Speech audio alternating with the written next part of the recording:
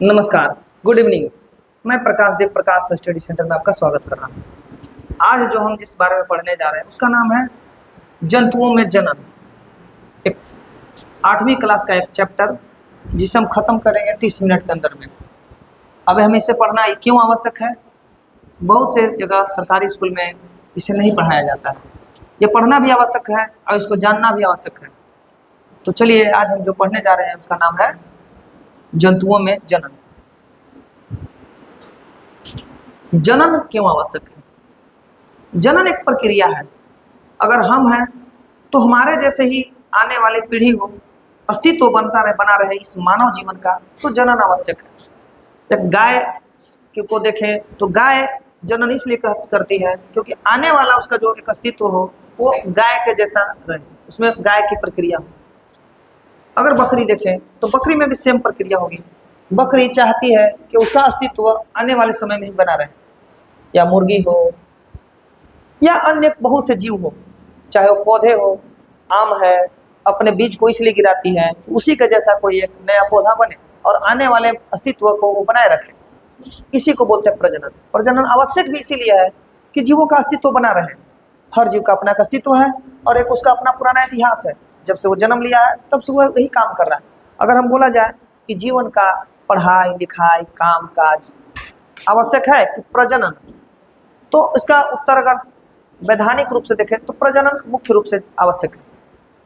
आप देखेंगे कि बच्चे लोग पढ़ते नहीं हैं लेकिन प्रजनन करते हैं, क्योंकि उनका काम जानते हैं कि कोई काम है चाहे नहीं है, प्रजनन करना है। मेढक कोई पढ़ा लिखा नहीं है, प्रजनन कर रहा है। बैर वो भी प्रजनन कर रहा है। तरीके अलग अलग होते हैं। अब एक मछली को देखिए, मछली को पता है कि पानी में रहना है, उसको किसी प्रकार का ना प्रधानमंत्री बनना है, ना मुख्यमंत्री बनना है, ना इस लंदन से इंडिया आना है, इंडिया से पाकिस्तान जाना है, पाकिस्तान से अफगानिस्तान जाना है, किसी प्रकार का कोई उसका झंझट नहीं है। फिर भी क्या कर रहा है? प्रजनन। उसे पता है ही नहीं है कि मानो उसको खा जाएगा आने वाले संतान को, फिर भी कर रहा है प्रजनन। आम हो, महुआ हो, हर प्रकार का जीव इसलिए प्रजनन कर रहे हैं कि उनकी अस्तित्व बना रहे, या कईयों कहे कि मानव का अस्तित्व बनाए रखे। तो ये बहुत बड़ा चैप्टर है, लेकिन इसे संक्षेप में पढ़ेंगे। प्रजनन क्यों जरूरी है? अस्तित्व बनाए रखने के लिए जरूरी है, निरंतरता को बनाए रखने के लिए जरूरी है। इसकी विधियां भी होती है, और विधियां क्या होती है? सिंपल है। अगर नर मादा मिल करके कोई नए जीव का निर्माण करते हैं, मतलब उसी अपने जैसे जीव का निर्माण करते हैं, उसको बोलेंगे लैंगिक। लैंगिक का मतलब लिंग, लिंग का मतलब नर मादा। अगर नर मादा शामिल होते हैं लैंगिक कहलाएगा, और अगर अन्य प्रक्रिया हुई अलैंगिक कहलाएगा। लैंगिक का मतलब होता है दो लिंग, मेल और फीमेल दोनों मिलेंगे, मिलने की प्रक्रिया से बच्चे का जन्म होगा। ये दो प्रकार के हो सकते हैं। अगर कायिक हो, कायिक मतलब बॉडी के साथ हो, उसमें किसी प्रकार का कोई अंतर ना हो, जैसे मानव के बच्चे देखें, मनुष्य के बच्चे देखेंगे, उसके 2 पैर होंगे, 10 अंगुलियां होंगी, पैर में 10 अंगुलियां होंगी, आंख होगी, नाक होगी, हूबहू पिता के माता के जैसे होंगे। लिंग में अंतर होगा, बाकी सभी चीजें समान होंगी। इसका मतलब क्या होता है? ये जरायुज है। जरायुज का मतलब हूबहू अपने जैसे बच्चे जन्म देते हैं। गाय हो गए, भैंस हो गई, ऊंट हो गई, बकरी हो गई, भेड़ हो गए, मनुष्य हो गया, ये जरायुज है। और इसमें सेक्सुअल रिप्रोडक्शन होता है, माने लैंगिक होती है, दो लिंग का आपस में मिलने के बाद ही होता है। अनप्रजक में क्या होता है? अनप्रजक में होता है कि ये सेक्सुअल रिप्रोडक्शन तो होगा, मेल फीमेल तो मिलेंगे, लेकिन डायरेक्ट अपने जैसे बच्चे को जन्म नहीं देंगे। पहले वो अंडा के रूप में आएंगे, फिर उसके अंडे के बाद एक जीव बनेगा जो उसके जैसा ही होगा, परंतु उसकी प्रक्रिया थोड़ी यूं कह सकते हैं कि अनडेवलप्ड अंडे देते हैं और बाद में डेवलप होकर के उसके जैसे ही जीव का निर्माण होता है। तो लैंगिक 2 प्रकार के होते हैं, जरायुज और अनप्रजक। आगे बढ़ते हैं अलैंगिक। अलैंगिक बहुत सी बहुत विधियां हैं। अगर कोई पौधा लिए, उसको पौधा को काट करके जड़ी लगा दिए तो उस जड़ी से लग गया तो अलग प्रकार हो गया। अगर कोई जीव है उसको आधा काटे आधा अलग, आधा अलग, वो जो जीव बन गया वो अलग प्रक्रिया है। एक बडिंग है, जैसे एक हाइड्रा में क्या होता है ना कि हाइड्रा है, उसमें एक कलियां ऐसे निकली हुई है और एक बगल से कलियां निकली, ये हाइड्रा फिर वापस जाकर के यहाँ से अलग होकर टूट करके नया हाइड्रा का निर्माण कर देगा। ये बडिंग कहलाएगा। विखंडन मुकुलन कहलाएगा, वो मुकुलित हो गया वो। और विखंडन अमीबा में होता है। तो अलैंगिक जिसमें नर और मादा की आवश्यकता नहीं हो, या अकेले हो सकता है, अलग अलग प्रक्रियाएं हो सकती है, अलैंगिक होगी। यहाँ पे आप देख रहे हैं जो विधियां दी है अलैंगिक के बारे में बताए हैं। एक मुकुलन है, हम बोले थे हाइड्रा। हाइड्रा क्या होगा? एक नॉर्मल हाइड्रा होगा, पेरेंट हाइड्रा है, उसमें एक बर्ड निकला, ये बर्ड ऐसे निकले, बर्ड निकलने के बाद एक यहाँ से बर्ड ऐसे निकला, कुछ समय बाद ये बड़ा हो गया, ये बर्ड अलग हो गया, इंडिपेंडेंट हो गया, यहाँ पे आ गया बर्ड और ये नया हाइड्रा का निर्माण कर दिया। यानी इसमें बडिंग हुआ, मुकुलित हुआ, इसका मुकुल नया जगह जाकर जन्म लिया, उसको बोलते हैं मुकुलन, बडिंग। द्विखंडन में बाइनरी का मतलब होता है एक जीव है, आधा कटा, दो भाग बटा, बन गया द्विखंडन। अमीबा का बन गया, अमीबा बन गया। एक अमीबा था, इसका केंद्रक था, कुछ समय बाद एक केंद्रक दो भाग में बटा और अमीबा का निर्माण हो चुका, इसको द्विखंडन कहेंगे। और ये प्रक्रिया सारी अलैंगिक है। इसमें अगर पूछेंगे कि अमीबा नर होता है या मादा, होता ही नहीं है। अगर बोलेंगे हाइड्रा नर की मादा, होता ही नहीं है, अकेले है, अकेले जीवन जी रहा है। यही प्रक्रिया कहलाता है अलैंगिक। मानव का प्रजनन अंग, अगर लैंगिक विधियां देखा जाए तो नर मादा चाहिए, तो मानव का प्रजनन अंग देखते हैं। मानव का प्रजनन अंग में दो प्रकार का होगा, मेल होगा तो उसका अलग रिप्रोडक्टिव सिस्टम होगा और फीमेल होगा तो उसका अलग रिप्रोडक्टिव ऑर्गन होगा। अब इसमें मेल और फीमेल की बात हो रही है तो लैंगिक की बात हो रही है, यानी लैंगिक जनन हो रहा है, क्योंकि लिंग का यहाँ पे आवश्यकता है। नर का प्रजनन अंग में बहुत से चीजें जो है वो पढ़ना है, परंतु 8वीं क्लास का हम लोग सिलेबस पढ़ रहे हैं, उसके अकॉर्डिंग 3 ही चीज जानना बहुत जरूरी है। एक है जो उसको बोलते हैं अंडकोश या उसको बोलते हैं वृषण। इस अंडकोश या वृषण से एक पाइप निकली रहती है जिसके अंदर से शुक्राणु शिश्न तक आते हैं बाहर की ओर, उसको बोलेंगे हम लोग शुक्राणु नलिका। और एक जहां से ये बाहर आते हैं, ये आउटर पार्ट बुलाता है मेल रिप्रोडक्टिव सिस्टम का, उसको बोलते हैं शिश्न, पेनिस। इसका अलग नाम है, इसका अलग नाम है, इसका अलग नाम। इसके अलावा भी बहुत से ऑर्गन है जो पढ़ने हैं, परंतु आपको इतना ही काफी जानना है। अच्छा, ये कितने होते हैं? तो एक जोड़ी होती है। एक जोड़ी का मतलब 2 वृषण जब भी होंगे पुरुष में तो 2 होने चाहिए। अब 2 वृषण है तो उसका डक्ट यानी नलिका भी कितनी होगी? 2, और दोनों कहाँ जाकर मिल जाएंगे? वापस इस शिश्न वाले पार्ट में। अच्छा, फीमेल में थोड़ा सा और फीमेल में थोड़ा सा इसमें डिफरेंस है। मेल का जो पीइंग ऑर्गन है वो थोड़ा सा अलग है और जो बच्चे पैदा करने का ऑर्गन है वो अलग है, लेकिन पुरुष में एक ही है। जैसे इसी से शुक्राणु बाहर आते हैं, इसी नलिका से मूत्र भी बाहर आती है, लेकिन महिला में थोड़ा सा डिफरेंट होता है। क्योंकि जानना आवश्यक है इसलिए हम बता चुके हैं कि अब जानना है, हमको पढ़ाना है, हम पढ़ाएंगे। ये भाग में दोनों ही होती है। यहाँ से अगर हम देखें, हमारा जो पेशाब की थैली होती है उससे ये भाग आके हम मिल जाती है और यहाँ से बाहर आती है, लेकिन महिलाओं में ऐसा नहीं होती। अब इसमें देखेंगे शुक्राणु कैसे होते हैं। शुक्राणु जो होती है उसके 3 मुख्य भाग होते हैं। ये आगे का फ्रंट, फिर पीछे का और पीछे का पूंछ। ये इंपॉर्टेंट है। जो जेनेटिक मटेरियल है, आपके मम्मी जैसे बाल, पापा जैसे नाक, उसके जैसे गर्दन, मोटा पतला, जो जेनेटिक इंफॉर्मेशन है वो इसके इस भाग में सेव रहते हैं। तो सर पूंछ की आवश्यकता क्यों है? एक छोटा सा दिखने वाला जीव के पूंछे बड़ी बड़का है। अच्छा, आप जो जन्म लिए हैं, आप इतने भाग्यशाली हैं, आप समझ सकते हैं अरबों में एक पहले ही है। अभी बोलते लाखों में एक मेरा बेटा, लाखों में मेरी बेटी, एक नहीं, लाखों तो बाद में हुआ, अरबों में आप पहले दौड़ के रेस जीते हैं। रेस जीते हैं और जा करके आपके अंडा से जब हुआ मिलन, तो उस अंडा के मिलन के बाद से जो जन्म हुआ वहां तक का सफर है, उस पर करोड़ों दौड़ रहे थे और आपका जन्म हुआ। तो आप पहले तो अरबों में एक है, उसके बाद हो सकते हैं लाखों में एक होंगे। यही है जो भाग जो पुरुषों द्वारा आता है और एक वो हम जो महिला द्वारा आता है उसे अलग दिखाएंगे। इसमें बता दिए 3 भाग होते हैं, पूंछ, बीच वाला भाग और बाहर वाला भाग। जेनेटिक मटेरियल यहाँ से होते हैं और ये पूंछ गति के लिए आवश्यक होता है। जैसे सिलिया फ्लैजिला का काम जानते हैं ना, गति के लिए आवश्यकता है, उसके लिए इस स्पर्म का पूंछ मोशन के लिए जिम्मेवार है। और कहाँ मोशन करना है इन्हें कुछ पता भी नहीं होता है, बस ये भागते रहते हैं और वही भागने के क्रम में ओवम से मिलते हैं, फर्टिलाइज होते हैं और एक जिंदा जागता पुरुष या महिला के रूप में इसका, या मुर्गी जो भी समझे जिस प्रकार का जीव हो उसका निर्माण होता है। मादा प्रजनन अंग, जैसे पुरुषों का प्रजनन अंग होता है वैसे मादा का प्रजनन अंग भी होता है, थोड़ा सा उनमें डिफरेंट होता है। अब इसमें जो मेन इंपोर्टेंट पार्ट है वो है अंडाशय, गर्भाशय और अंडवाहिनी। जिस तरह से पुरुषों में वृषण होता है उसी प्रकार से अंडाशय होता है, उसमें एक जोड़ी, इसमें एक जोड़ी, एक यहाँ और एक यहाँ। जिस प्रकार से उसमें 2 डक्ट होते थे, इसमें भी 2 डक्ट हैं, यहाँ से इस डक्ट को यहाँ और यहाँ से डक्ट मिलाने वाले यहाँ। दिक्कत यह है कि ये भाग एक ही है जहाँ पे बच्चे का विकास होता है। अच्छा, ये पूरा का पूरा जो निषेचन की प्रक्रिया होती है वो कहाँ होती है? निषेचन की प्रक्रिया यहाँ या यहाँ होती है। जब स्पर्म यहाँ आती है तो ये भागता है सभी की तरफ। बोले इसका कोई डायरेक्शन पता नहीं होता कहाँ जाना है, बस भागना है। करोड़ों में भाग रहे हैं। यहाँ से अंडा जो ओवम कहते हैं यहाँ पहुंच गया और ये भागते भागते भागते यहाँ पहुंच गया। अब जब यहाँ पहुंचा, इस प्रक्रिया को कहते हैं निषेचन प्रक्रिया। कितने भाग होते हैं अंडाशय के? अंडा निर्माण कहाँ होता है? अंडाशय में। दोनों का मिलन जहाँ होता है उसका नाम है ये अंडवाहिनी, और जो जहाँ बच्चे का विकास होता है उसको बोलते हैं गर्भाशय। अंडाणु क्या? अंडाणु आकार में अगर बोले कि मानव में, मनुष्य में सबसे बड़ा कोई सेल है, यही सेल सबसे बड़ा सेल है, सबसे बड़ा सेल है। शुक्राणु की अपेक्षा ये बहुत बड़ा होता है। लेकिन जब इसको निषेचित करना होता है तो इसमें एक मतलब ये पूंछ वाला भाग यहाँ आया और इसमें टक्कर मार दिया और इसमें जाकर के सेल डिवीजन हो जाएगा।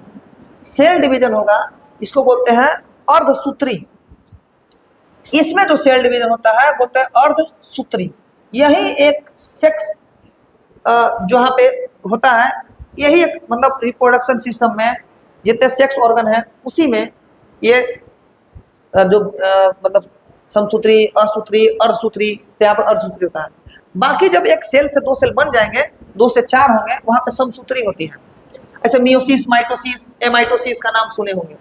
तो ये यहाँ पे जो प्रक्रिया होती है अर्धसूत्री होती है, और अर्धसूत्री से जो बनेगा उसको बोलते हैं जाइगोट। जाइगोट इसको बोलते हैं जाइगोट। जब मेल का स्पर्म फीमेल का ओवम मिल करके एक सेल का निर्माण करते हैं उसको बोलते हैं जाइगोट। जाइगोट का मतलब ही होता है कि दोनों जहां मिलते हैं उसे कहते हैं जाइगोट। निषेचन, अभी जस्ट बताया कि निषेचन की प्रक्रिया क्या है। निषेचन का प्रक्रिया जहां पे दोनों मिलते हैं और वहां एक जाइगोट का निर्माण होता है। जाइगोट को बोलते हैं युग्मनज। युग्मनज।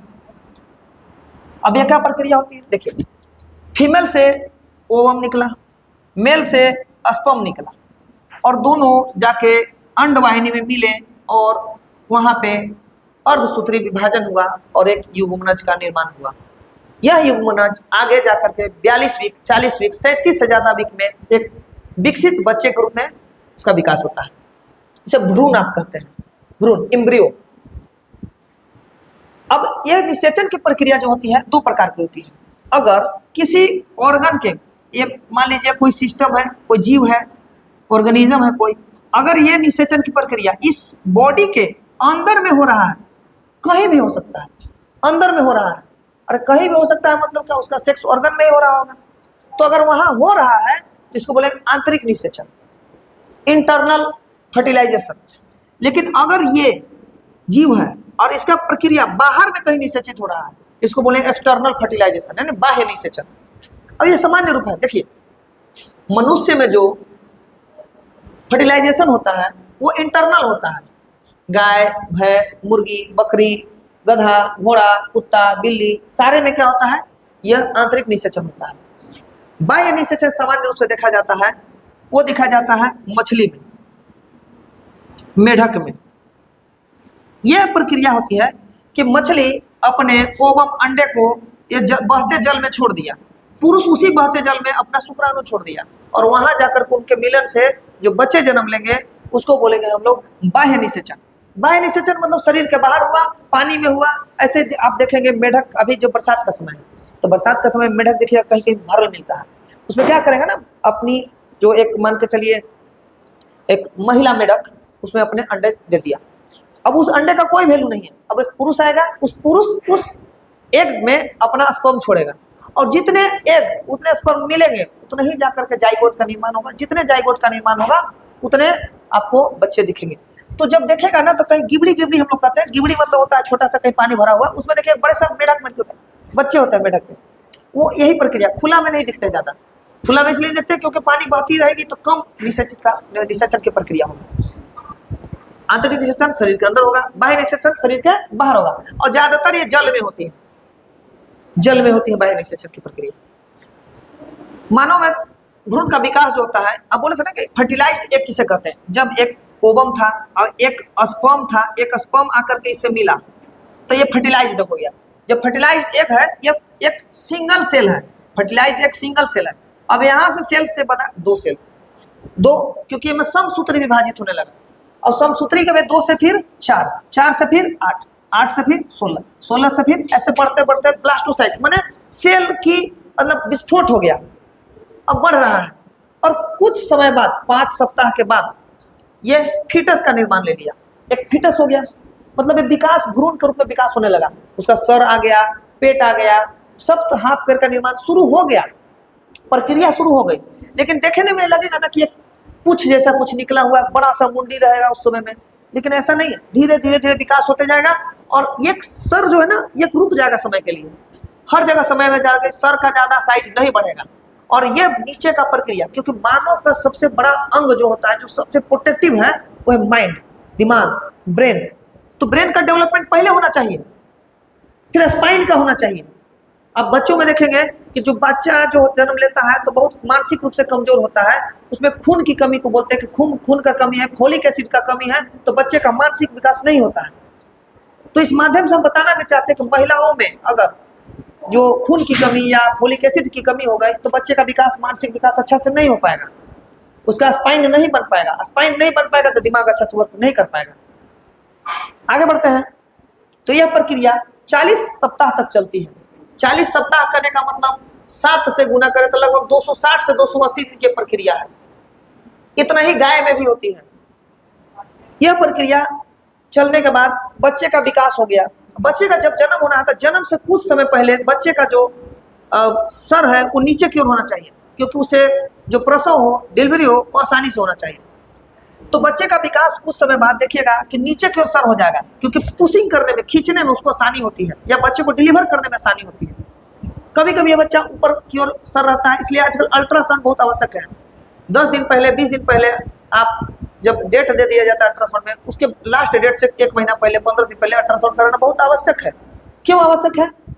क्योंकि बच्चा का पता चले कि सर नीचे है कि ऊपर है। अगर ऊपर होगा सर तो हाथ इस तरह से आएंगे और हाथ जो होंगे वो ऊपर की ओर क्या होता है, आपको अनुभव कर पाएंगे कि हाथ फैल जाएंगे, और वही सर कहेंगे तो कंधा के सहारे आएंगे और हाथ ऐसे रहेंगे।